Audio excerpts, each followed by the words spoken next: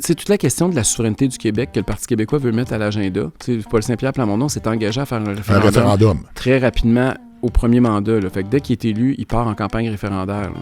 Dans un contexte où on est en guerre tarifaire, puis c'est plus juste avec Trump. Là. Moi, je pense que même si Trump s'en va demain matin puis que les démocrates gagnent la prochaine élection présidentielle aux États-Unis, on va être dans une dynamique de guerre tarifaire. Ça ne reviendra pas comme c'était avant. Ça ne reviendra plus comme avant. Il faut arrêter de penser. C'est une nouvelle réalité. Là. Par rapport à l'indépendance du Québec, je pense que ça va jouer un grand rôle parce qu'on est à une époque où nos entreprises ont besoin d'exporter. Le marché américain est de plus en plus bloqué. On a de plus en plus besoin du marché canadien. C'est de loin notre principal partenaire économique. Moi, je pense que c'est le temps d'abolir des barrières entre le Québec et les autres provinces, pas d'en ériger d'autres. Puis j'ai l'impression que le mouvement indépendantiste va exactement en sens contraire. Il y a 2 vecteurs qui jouent pour le Canada. C'est le sport, parce que, tu sais, Team Canada, on n'est jamais souverainiste quand il y a une game de hockey du Canada contre n'importe qui.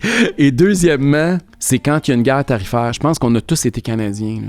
On s'est solidarisé, puis on s'est dit on a besoin du Canada, on peut pas se passer du reste du Canada tout seul. Imaginez si le Québec avait été tout seul contre Trump, là.